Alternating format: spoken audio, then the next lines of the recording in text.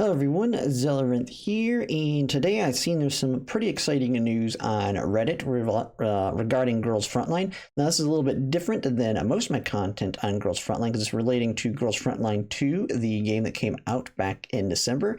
But this is related to Girls Frontline 1, which has now looks like a PC version is in works that will be coming out here in 2025. And so they did have a little bit of an announcement here because we do know Girls Frontline 1 was shut down for certain regions. And so basically it's their statement here is, Dear Commanders, since the server downtime on December 31st, 2024 at 10 o'clock, we've received many heartfelt hopes and blessings from commanders eagerly awaiting the Girls Frontline return of Girls Frontline. Currently, the Girls Frontline Inheritance version is in development and is expected to be released in 2025 in the form of a PC version. More details and information will be gradually revealed in the future. And so I've seen some different comments on this and what we can expect from this. It's something that's work in progress. There's not much details on it yet, but it is going to be, from what I understand, an offline version. So they're basically going to be converting the gacha game into just an offline, full single player offline game. And there's a lot of stuff that can come with that. And the biggest thing is, how are they going to change the systems to work in a paid single player game? So I'm going to guess it's just going to come out. You just do a one-time payment, you have access to the game, and you can play it from there. So they're going to have to modify the systems, like, so the stamina, how's the stamina going to work in a standalone offline game? I've seen comments saying that they may kind of keep it, but if they keep that kind of system in for the single player, one thing with it being offline is you have the ability to modify the game, or you can accelerate time and all kinds of different things to manipulate it so you can speed up the content. But then some other people say, well, they may just not get rid of that, and the time will be dealt based on missions. So you accomplish so many missions and it'll be treated as if a whole day has gone by, and now you'll get a whole day of stamina to do this or that. And so there's different ways that they can have that same gacha feel without all the things holding you back like you normally would in a gacha game, because now it's just going to be a standalone game that you want to go through the story. You don't want to be hampered by all the gacha systems when it's just a standalone game. But this also brings into point the other things is, well, what about all the units or characters or the T-dolls that you get in the game and you pull on? Will they be acquired in a similar system, but you can earn the currency infinitely through different systems in the game and then pull over them and you have pretty much every banner available? Or will they cycle through like a daily routine, some kind of way that they'll just constantly be coming up and down and you can pull units? Or are you going to be able to acquire them through the story or different missions, or maybe the events? You just complete the event and now you get the character. So there may be a different system on that. But generally, from what I understand, if you're going to do something like this on an offline game, you're going to want to make everything accessible, which would be really cool to get access to the characters.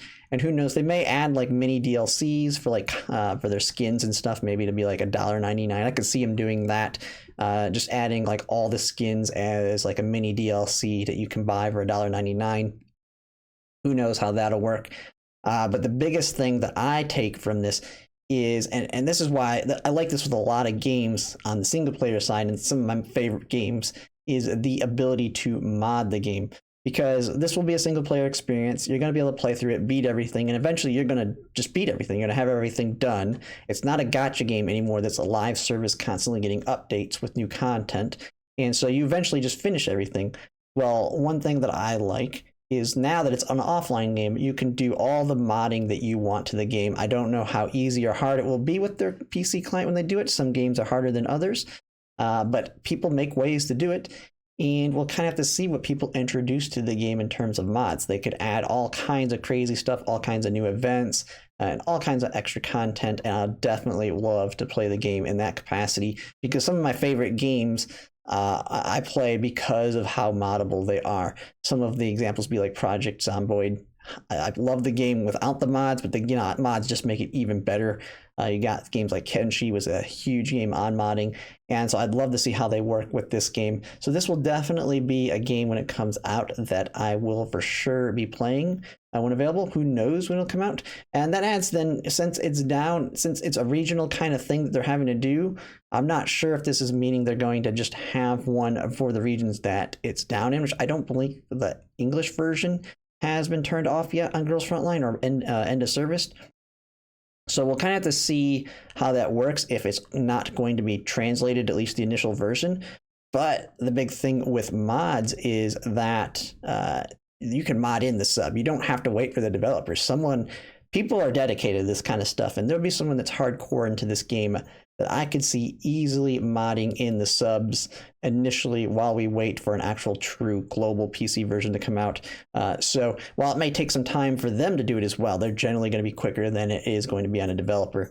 And so once some of that is available, I will easily just take advantage of that and mod the game up so that I can play it.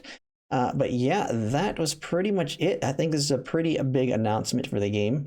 With that kind of brings in the idea of some other gacha games that I'm hoping that when they eventually end of service, that we can see something similar to this, where they make it a standalone game, because some of the games that last a long time, that have been out for 10 years plus years, and then they eventually have to end a service. But there's a lot of content there that they could just make and convert into a single player game. And it can bring a lot of people into the different games that they haven't got to play, but maybe there's a sequel to it. So it's something like there's plenty of games that I haven't played on the gacha side, and right at this point I just can't get into them because they've been out 10 years, and I like to get into them as they come out, or maybe right after they come out. That way, so I don't feel so far behind. That's one of the big negatives with gacha games. But so an opportunity like this that presents itself, I mean, easily, even if they put it out and it's the full everything in it, I'll easily spend $60 to play the game. And so I'm hoping we can see that with other games that I haven't had the opportunity to play that have been out for a while, that have tons of content they could put in that sphere, with making it a full offline single player game. And then that also kind of adds to, with the Girls Frontline universe, I'm wanting to play the other game that they have on Steam. And I plan to stream it at some point in the future when I have more time. Right now, I'm just super busy with work. If I'm not working on my YouTube or streaming, I'm basically working on work. But that will be, it's a Steam game, Reverse Collapse Codename Bakery. It's within the Girls Frontline universe. But it takes place a little bit after the storyline of Girls Frontline 2. I don't think they're connected, though, from what I've read on kind of the synopsis. They're in the same universe, but I don't think you have to have knowledge of either or to kind of play it, because it's an older game that's been remastered from what I can tell. So that's one game I want to play. I know there's a couple others, like there's one called, there's another Gacha. I think it's a mobile only, which I'm not a big fan of games that are mobile only, because I like to play on my PC. And if I'm going to play on my PC, I'll have to get BlueStacks, and it's never the best quality on there. But with that game, I do plan to stream that. And it'll be some point in the future after I make it through our busy season for my work, which should be coming just after like April 15th is when I'll be able to start putting a lot more time into other games other than Gacha. But we'll kind of have to see with that. But yeah, this is definitely really exciting. I can't wait to play the game. Just let me know in the comments what your thoughts of this are. But yeah, if you like my content, if you could like, comment, subscribe, it really helps. And thanks for watching.